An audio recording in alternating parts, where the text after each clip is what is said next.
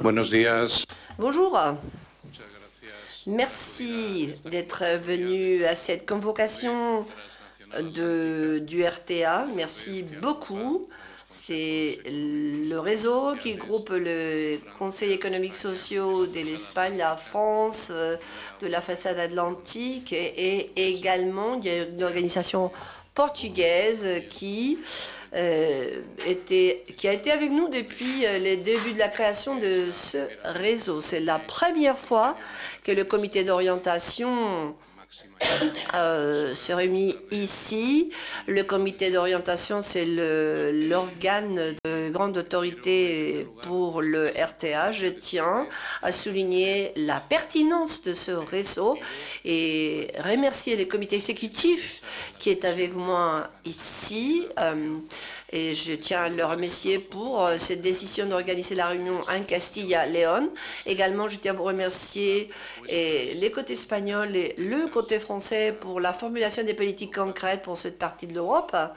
Et également, en troisième lieu, je tiens à remercier le travail intense, le travail de qualité pour donner un élan au corridor atlantique. Le corridor atlantique a été le grand protagoniste de l'activité de ce réseau qui nous a mené à une consolidation du réseau et qui fait une énorme contribution du point de vue économique social pour notre territoire. Vous savez bien que Castille-Léon, en ce moment, travaille bien sur la stratégie de son positionnement stratégique en centre de la péninsule ibérique. Vous savez que pour nous, c'est très important. Et ce réseau et ce document qui nous concerne pour le corridor atlantique a souligné le besoin de rouvrir la Ruta de la Plata, la route de l'argent, qui a été nommée comme ça parce que c'est le lien nord-sud et qui traverse Salamanca. Je laisse mes commentaires ici parce que ce sera M. Patrick Carré, le président du RTA, qui vous adressera quelques mots pour commenter, pour faire ses commentaires sur les accords que nous avons atteints. Et puis il y aura Javier Mocas, le président du CS du Pays Basque, qui a été le président du groupe de travail qui a produit le rapport qui a été validé hier. Je ne vais pas vous annoncer les choses qui sont traitées dans le rapport, il va vous en parler. Ça aborde les matières stratégiques du RTA en matière de façade atlantiste qui va comporter des énormes bénéfices sociaux et politiques pour nos régions, nos communautés autonomes en Espagne. Et finalement, le président du CES, Juan Marín, sera qui va vous annoncer la préparation d'un prochain rapport qui va aborder les défis de la façade atlantique, très pertinent pour tous nos territoires.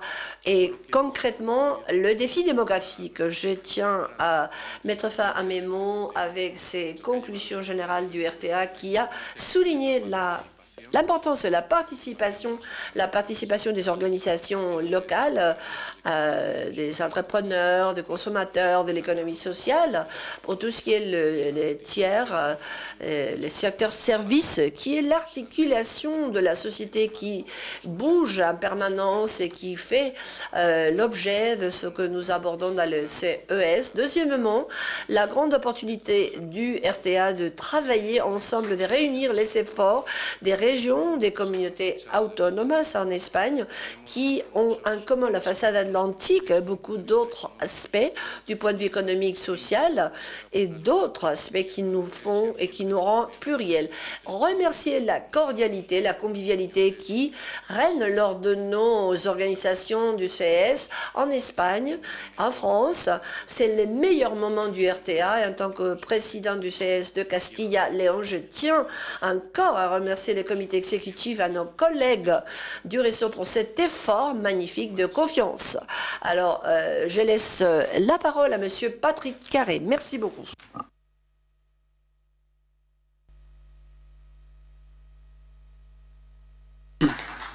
Gracias, Enrique.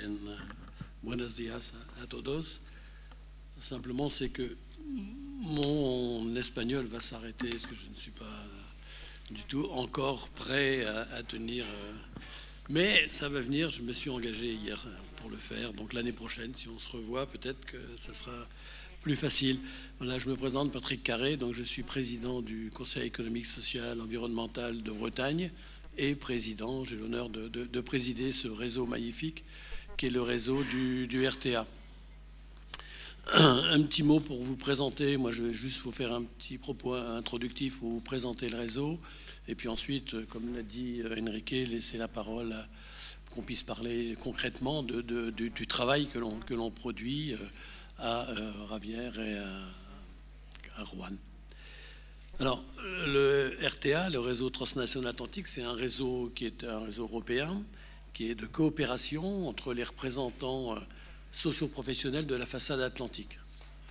Et il réunit 6 conseils économiques et sociaux d'Espagne, le Pays Basque, la Galice, les Canaries, Castille et Léon, Extremadure et Andalousia. Voilà. Et donc 5 conseils économiques, sociaux, environnementaux régionaux de France. Là, on avait la Normandie, les Pays de la Loire, la Nouvelle-Aquitaine, le centre Val-de-Loire qui est là aussi, et donc la Bretagne. Et puis une association portugaise, Enrique en a parlé, donc pour l'économie de la mer, qui est le Forum Océano. Alors ce réseau, il est né au début des années 2000, à l'initiative de plusieurs présidents donc de Césaire, qui étaient convaincus de l'importance des coopérations interrégionales et puis de la nécessité de porter les intérêts de toute la façade atlantique dans une Europe qui était en construction plutôt vers l'Est. Alors, rapidement, quels sont les objectifs de ce réseau départ? C'était tout d'abord de développer les coopérations entre les représentants socio-professionnels sur des sujets qui étaient partagés, de dimension européenne et qui dépassent les frontières administratives des régions. Ensuite, c'était aussi de favoriser la reconnaissance des spécificités des régions atlantiques et puis leur intégration européenne. Et enfin, de pouvoir développer des échanges aussi avec d'autres réseaux de l'espace atlantique.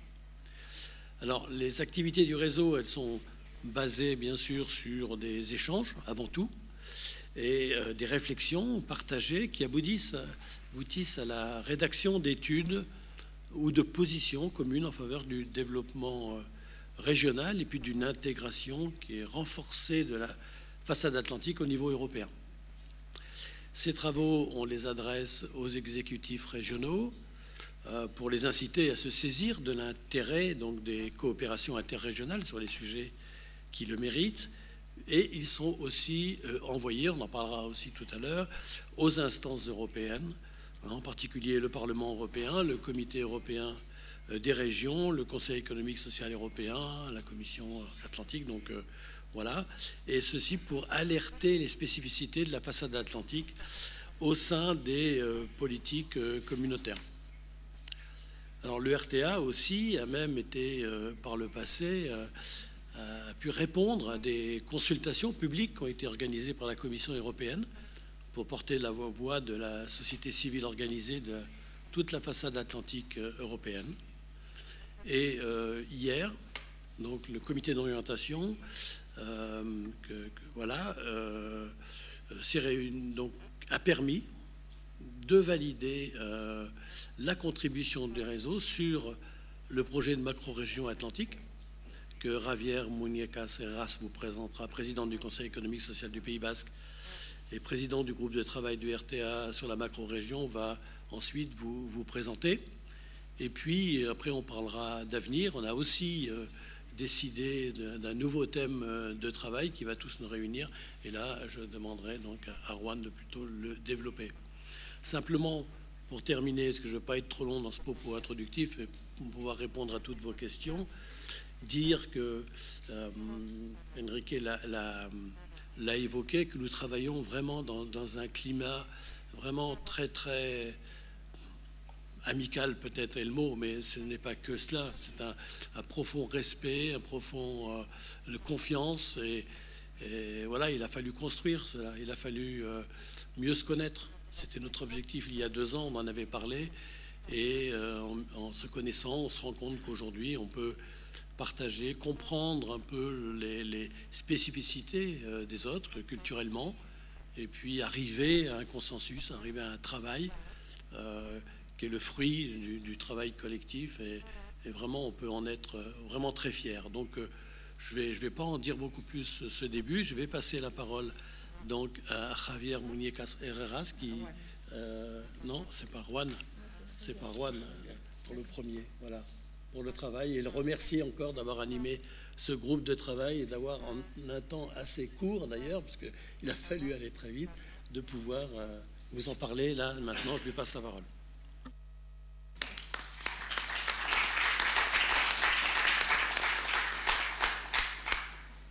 Muy bien, buenos días. Gracias.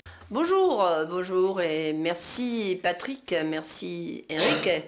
Merci pour vos mots. Pour commencer, je dois vous dire que pour moi, c'était un grand honneur, une magnifique expérience, être le président du groupe de travail qui a préparé ce rapport que je vous présente aujourd'hui. C'est un rapport qui établit le positionnement du RTA par rapport au projet de la déclaration du macro-région atlantique.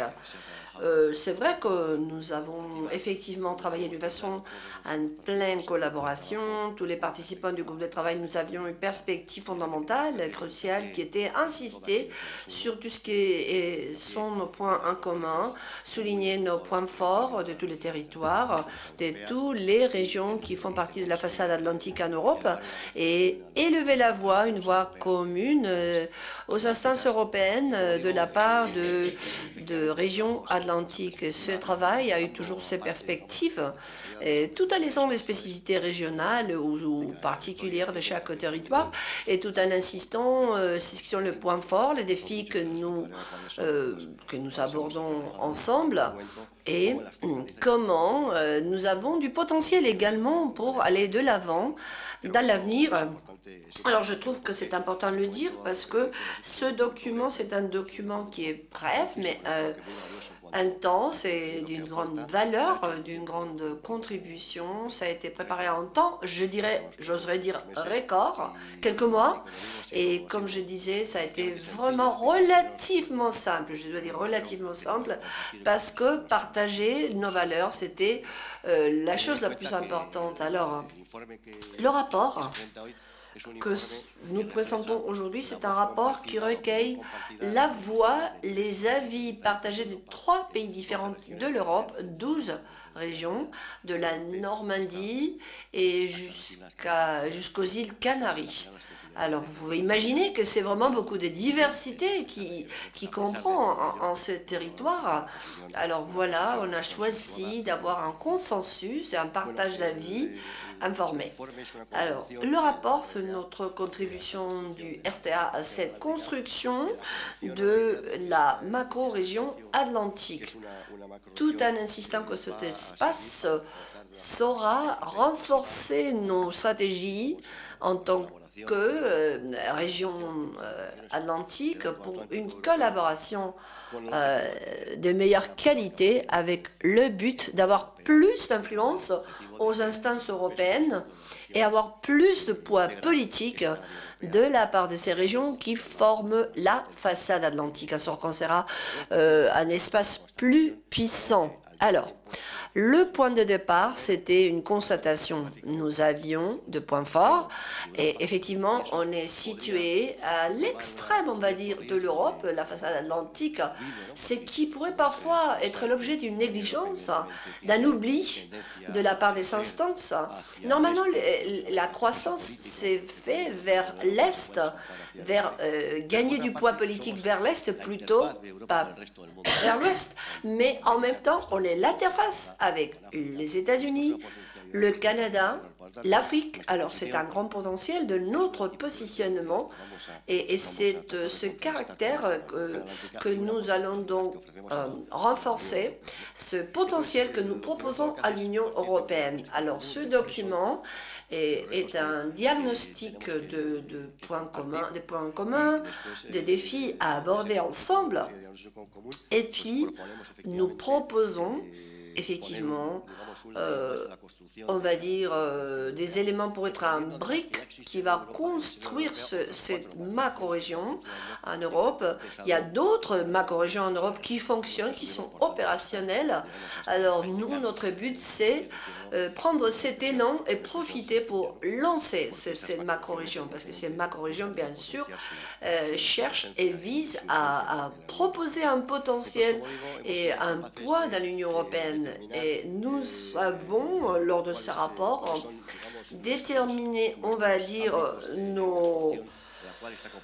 l'autre périmètre d'action et comment ceci va pouvoir bénéficier de nos régions, en particulier en ce moment.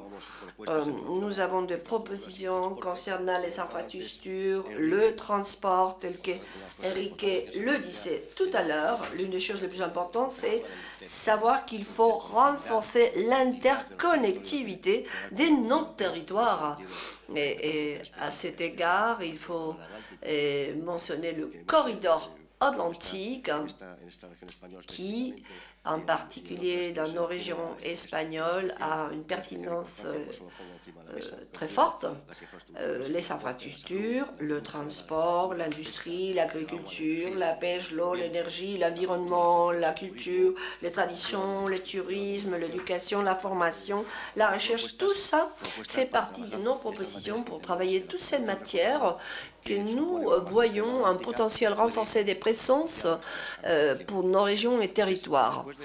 Et après avoir proposé tous ce périmètre d'action, nous proposons également toute une série de, on va dire, des éléments qui vont favoriser le succès du point de vue de CES en général, et pour souligner tout ce qui serait intéressant de partager pour avoir un projet global, un projet stratégique qui est partagé par toutes les organisations, tous les territoires, un projet qui doit être recueilli dans son environnement de gouvernance, un modèle de gouvernance, et que les gouvernements de nos pays respectifs, les régions, les communautés puissent effectivement adopter ou jouer un rôle dans ce modèle de gouvernance. Également, on veut être présent d'une façon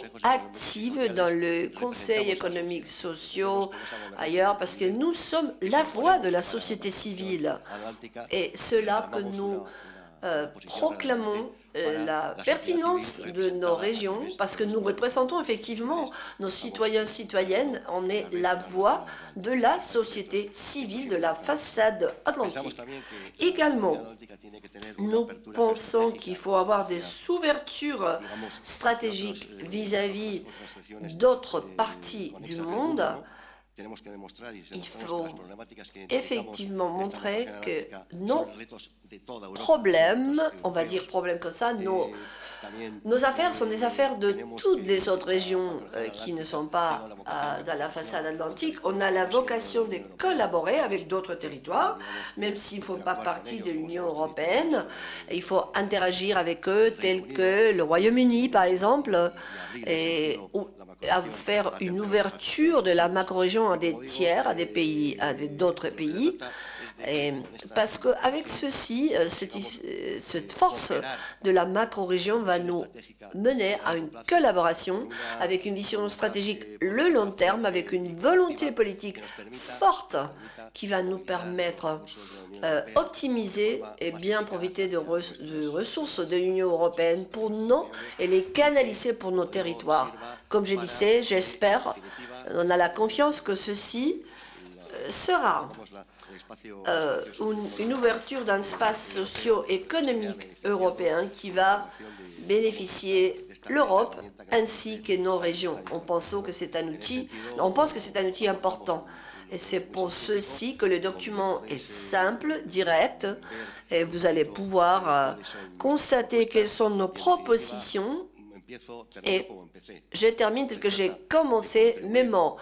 Il s'agit d'une contribution du RTA à cette construction d'une macro-région, un projet qui déjà existe d'autres environnements comme la Commission de l'Arc Atlantique, où nous sommes déjà pressants. Ça réunit les régions, les gouvernements régionaux dans l'espace atlantique européen. Alors nous visons à être une contribution, un nouveau élan qui va contribuer à cette macro-région atlantique. Certainement, je laisse beaucoup de choses parce que j'ai très peu de temps pour vous présenter ceci. C'était quelques aspects les plus pertinents, mais ce document est à disposition, bien sûr. Et on va faire une divulgation de ce document pour communiquer ces stratégies à la Commission européenne, au Comité des régions, au Comité socio-économique européen, en sorte que ce document devienne un instrument, un outil de la politique européenne dans nos régions de la façade atlantique. Et ce serait tout de ma part. Merci beaucoup de votre attention.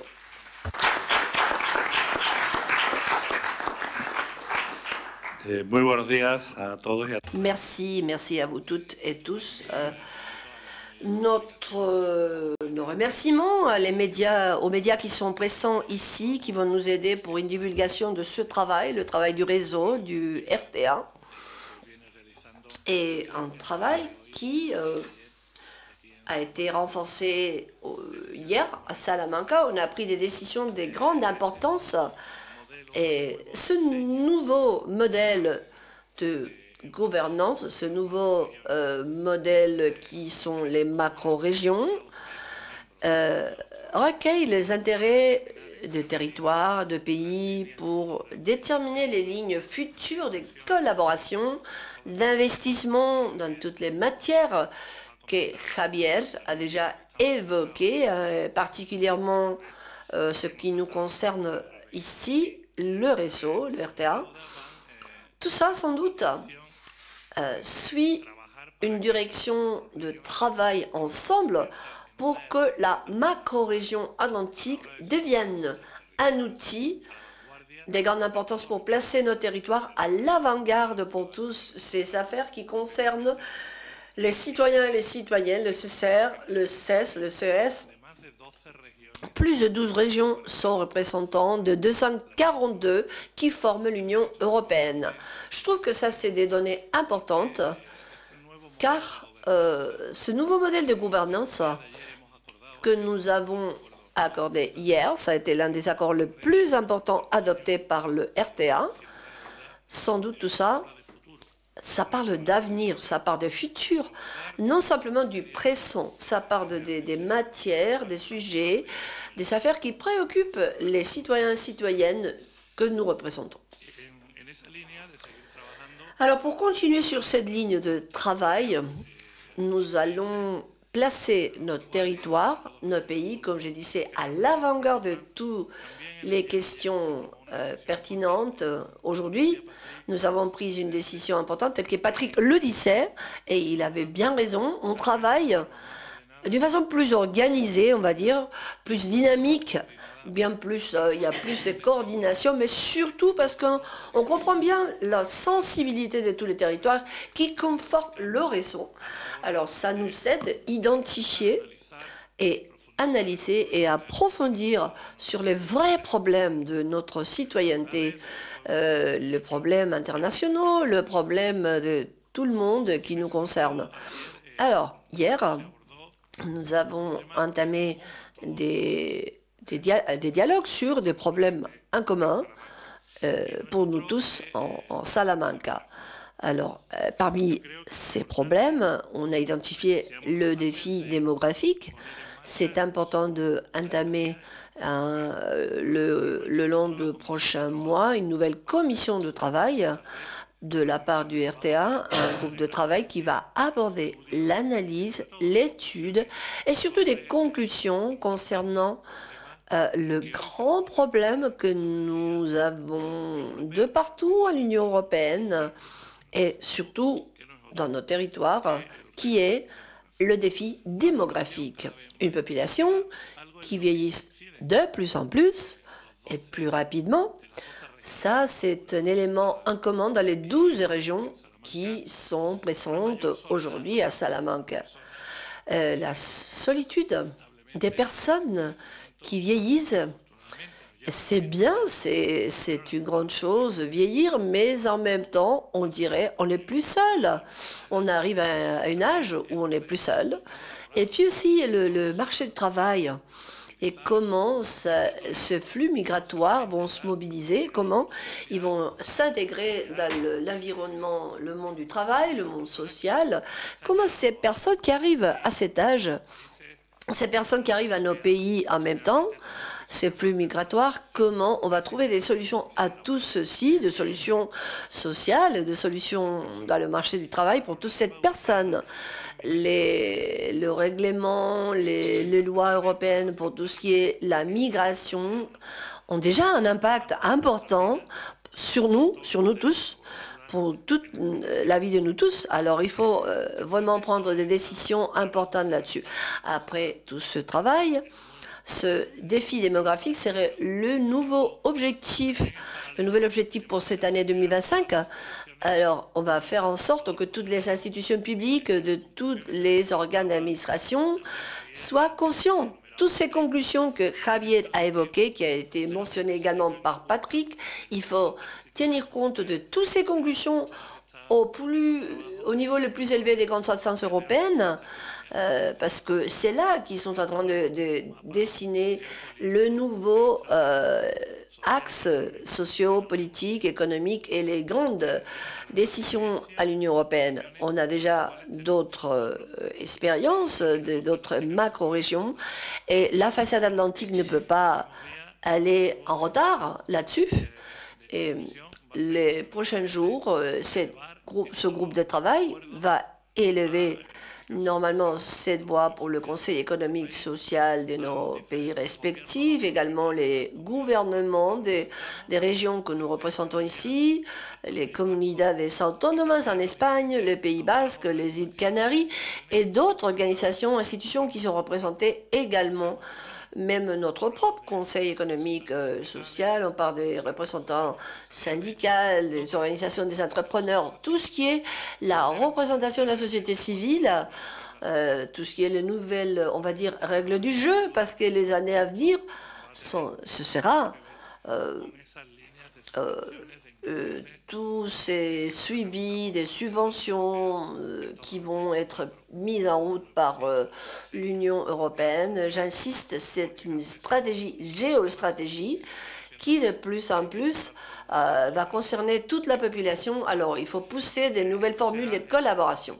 Ce sera notre objectif à nous dans les prochains 30 jours à venir.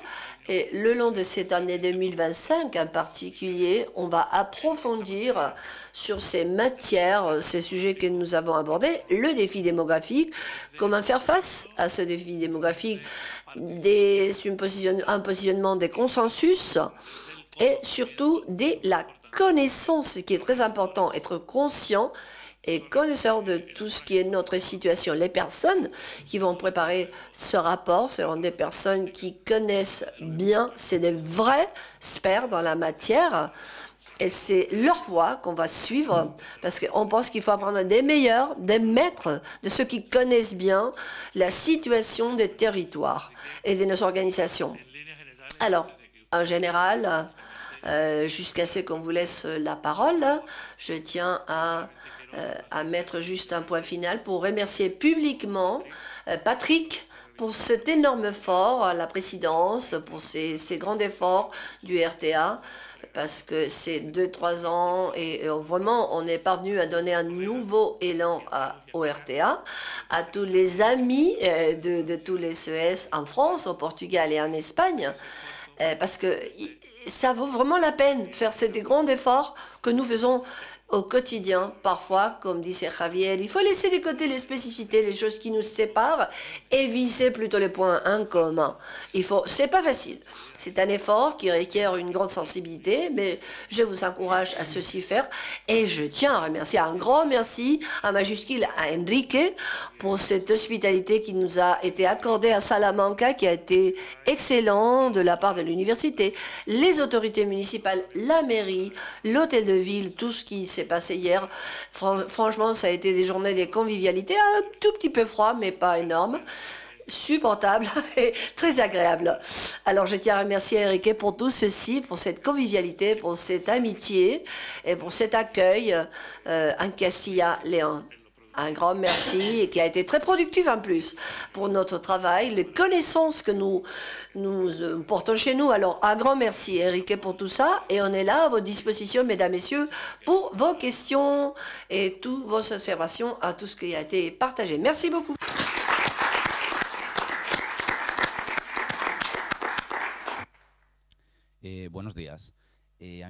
Bonjour. J'aimerais poser une question, surtout pour les CES espagnols. Quel est le sentiment? Est-ce que vous pensez que le gouvernement va prioriser des corridors par rapport aux autres? C'est-à-dire, il y a des corridors qui sont plus favorisés, on va dire la Méditerranée par exemple, qui est priorisée par rapport au corridor atlantique. Est-ce que vous ressentez ces différences entre les corridors? Merci pour cette question. Si je peux, le RTA, le Conseil, le CES espagnol, français, on a essayé, nous, de notre part, donner un nouveau élan à ce corridor atlantique depuis le début. C'est effectivement notre objectif, parce que ce corridor atlantique est extrêmement important. Et c'est, on va dire, l'un de nos succès, vraiment. C'est juste avoir mis sur la table ce corridor et cette relevance, cette pertinence de toutes les institutions, les positionnements politiques qui encouragent, qui soutiennent le corridor. Quand le RTA a démarré, c'était un projet qui n'était pas facile à concrétiser et du coup, on est là, on a tous ces aspects concrets et du RTA, on a toujours présenté en tant qu'un corridor qui est un complément de tout ce qui existe. Il ne faut pas établir une compétition, ce n'est pas une concurrence entre les corridors. Nous, on ne le ressent pas comme ça parce que c'est plutôt une stratégie globale pour les communications, le transport des personnes et des marchandises, parce qu'effectivement, c'est la colonne vertébrale qui soutient un meilleur transport à l'Union européenne, bien sûr, et qui va fournir de nouvelles opportunités économiques et sociales. On n'est pas en concurrence avec la Méditerranée, bien sûr, mais c'est vrai que nous, notre travail depuis le début a été justement de renforcer cette présence atlantique au niveau des régions, au niveau des pays. Le gouvernement régional de Castilla y León a nommé des délégués. Nous avions eu M. Luis Fuentes, le délégué du gouvernement régional de Castilla y León, qui nous soutient et qui nous soutient vraiment d'une façon importante. Il était avec nous toute la journée d'hier. Et même Monsieur le maire l'a expliqué hier, tous les efforts que nous faisons à Castilla y León pour soutenir ce corridor. C'est une priorité de grande importance qui a été déjà prise en charge par tous les gouvernements qui nous concernent. Et c'est plus qu'un corridor. On va dire c'est un élément qui va articuler toute la façade atlantique. C'est pour ceci que Patrick, Juan, Javier, ça fait 2 minutes, parlaient de cette volonté du RTA de réunir toutes ces propositions et faire de tout ça une macro-région. La façade atlantique, c'est d'une extrême stratégie pour l'Europe. C'est vrai que c'est un extrême, un côté, mais un côté qui est la liaison avec d'autres mondes, avec d'autres pays de l'autre côté de l'Atlantique, et qui est très important pour l'Union européenne.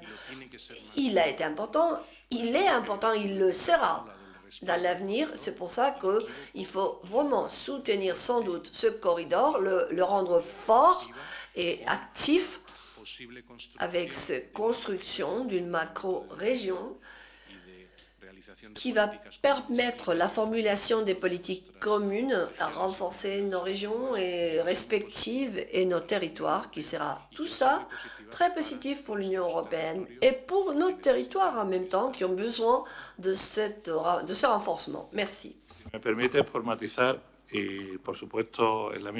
Juste quelques nuances pour suivre ce qu'Enrique vient de nous dire. Moi, personnellement, j'ai eu l'opportunité de travailler d'une façon intense pour tout ce qui est les corridors lors de mes dernières années. En raison de notre région, comme vous le savez, je viens de l'Andalousie et on est concerné par les deux corridors. On a, et le central aussi, il y a Méditerranée, Atlantique, corridor central, qui est peut-être le moins développé, mais quand même existant aussi.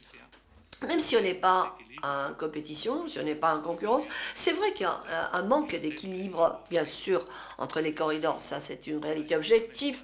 Si on voit les investissements en matière de la voie ferrée, des ports, de routes, la Méditerranée remporte la plupart des projets qui ont été menés à bien lors des dernières années par rapport au corridor atlantique.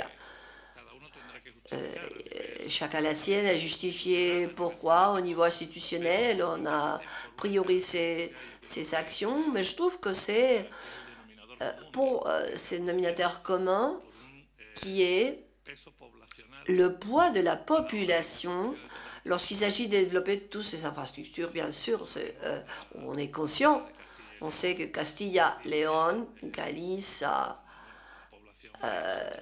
c'est des territoires très vastes, mais qui ne sont pas nombreux en population. C'est par rapport à Valence, par exemple, dans le corridor méditerranéen.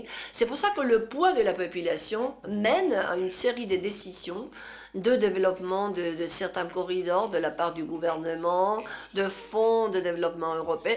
Et ces manques, ces déséquilibres qui se produisent vis-à-vis des investissements. On a vu tout ce qui est les investissements. Il y a un déficit énorme vis-à-vis le corridor atlantique qui est au-delà des 16 milliards d'euros. Vous comprenez, c'est un déséquilibre immense. Et c'est pour ça que nous, on est là pour lutter pour ce corridor. Et non simplement pour la voie ferrée, mais je parle aussi des routes, de la voie terrestre. Je parle des ports maritimes. On voit une croissance de certains ports dans le pays de voisin, Portugal. On voit aussi le nord du Maroc. Et toutes ces concurrences, on a vu les ports comme Sines au Portugal, et ma collègue de Canaries dit oui de la tête. C'est vrai que ça, c'est une question le gouvernement, ils ont quelque part ignoré ce côté atlantique, et c'est pour ça que nous, on doit effectivement renforcer notre présence pour compenser ce déséquilibre fort. Parce que le développement des territoires passe par la création d'emplois, par un équilibre social qui va viser la population et surtout pour toutes ces opportunités qui sont reliées aux connexions. Les liaisons seront d'une importance extrême. Reconnaître le poids du corridor atlantique et pouvoir revendiquer ce manque d'équilibre, ces déséquilibres vis-à-vis des autres corridors qui nous ont menés à la situation où nous sommes en ce moment. En fait, ce réseau, le travail intérieur que nous avons présenté, les conclusions, c'était justement pour corriger et modifier quelques-unes de travaux d'investissement qui se passaient en Extremadura, Castilla-Léon, en Andalousie également aussi. On est toujours les derniers en Andalousie, on arrive toujours en dernier lieu pour toutes les priorités. Mais ça, c'est vrai qu'il faut y agir. Et c'est là notre rôle, c'est le rôle du RTA, c'est là où nous sommes pertinents, nous sommes très pertinents. On revendique non-stop ce déséquilibre que nous avons de la part des institutions européennes.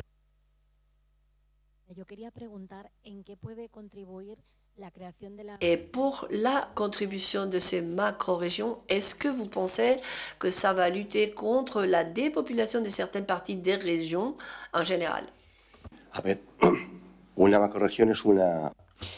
Une macro-région, c'est un espace politique de coopération renforcée entre régions qui ont évidemment la possibilité de recevoir des investissements européens qui vont au-delà de la planification sectorielle au niveau régional. J'ai cité déjà la Commission de l'arc atlantique, dont font partie des gouvernements de l'Espagne, de l'Irlande, de la France, du Portugal. Et c'est des instances qui permettent de renforcer une coopération politique au niveau du littoral, de la façade atlantique. Donc, la macro-région est un instrument pour renforcer la coopération et pour que l'Union européenne nous tienne plus compte de notre région quand il s'agit de planifier le financement européen. Comme Juan disait, c'est vraiment une mesure imprescindible en ce moment parce qu'il y en a déjà 4. On a déjà 4 macro-régions qui sont témoins de ce qui veut dire la possibilité de mobiliser des fonds publics. Donc, un cadre de coopération renforcée, c'est vraiment nécessaire, crucial pour que l'Union européenne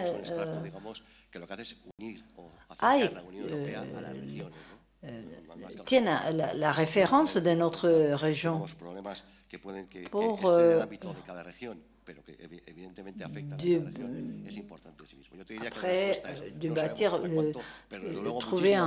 ouvrir un débat sur les questions de notre macro-région. Juste pour compléter ce que Javier vient de dire, le travail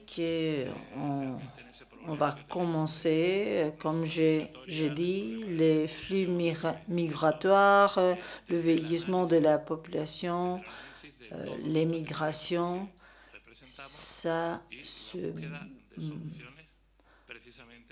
va être une analyse de toutes les situations qu'on a dans les différents cas, les différentes régions, pour adresser des solutions communes. Je vous donne un exemple.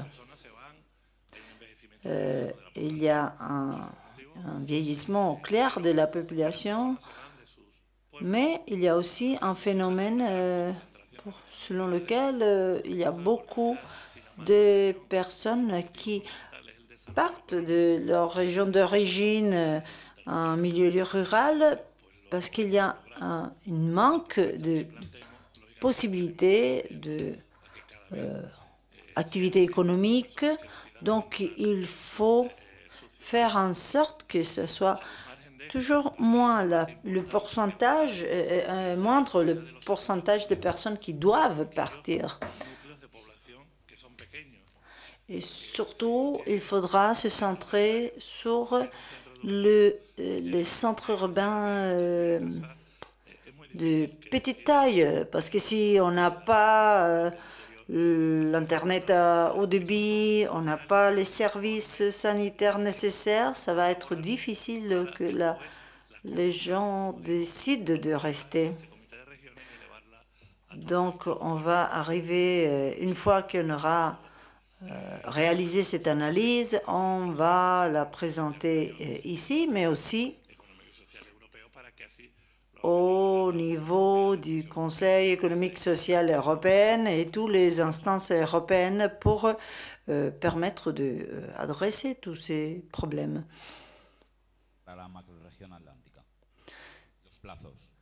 Quant à la macro-région atlantique, quelles sont les dates, le calendrier que vous avez envisagé pour la reconnaissance d'une macro-région au sein de l'Union européenne? Pendant la présidence espagnole de l'Union européenne, de la Commission européenne, le 2 septembre 2023, on a présenté la proposition de création de cette macro-région. Je ne connais pas le calendrier pour approuver la proposition, mais je peux vous dire que il y a beaucoup d'instances qui déjà ont rejoint cette proposition qui est sur la table depuis 2010 pour promouvoir la coopération interrégionale de la façade atlantique. Donc, on a déjà les ciments, mais il faut achever la construction de ce bâtiment. Donc, avec le soutien des gouvernements et aussi de la société civile, je crois que ça va être un phénomène incontournable, ça va être une nécessité, mais je ne sais pas dans quel délai on va pouvoir le faire. On est en train de contribuer en tant que société civile. Il n'y a pas un délai légal ni de limites institutionnelles. C'est simplement un processus stratégique au sein des instances européennes. C'est pour ça qu'on a décidé de promouvoir ce débat en tant que RTA entre tous les acteurs socio-professionnels, parce qu'on considère que c'est un moyen fondamental et crucial pour renforcer cette coopération. On a aussi la référence de l'Irlande. Je vous rappelle l'importance de l'Irlande dans ce projet, et aussi les îles Canaries, aux Madère et les îles des Açores du Portugal.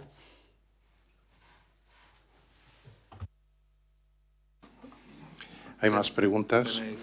Juan. Est-ce qu'il y a d'autres questions? Non, moi aussi je voulais demander s'il y avait d'autres questions. S'il n'y a pas de questions, je voudrais remercier le RTA, et les amis et les collègues de la RTA, des Césars de la France, aussi nos amis du Portugal. C'est très important qu'on continue à travailler ensemble. Je voudrais aussi remercier les représentants des organisations de la Castille et Léon qui se sont déplacés pour venir ici, le secrétaire général de Comisiones Obreras, les syndicats espagnols, et aussi je voudrais remercier toute l'équipe du CES de la Castille et Léon, l'association alumni de l'Université de Salamanque qui a collaboré avec l'organisation de ce rencontre. Aussi remercier le travail intense qu'on a fait dans ce projet de macro-région en faveur du bien-être des citoyens de toutes nos régions. Et aussi la ville de Salamanque qui représente un échelon important dans notre histoire. Merci.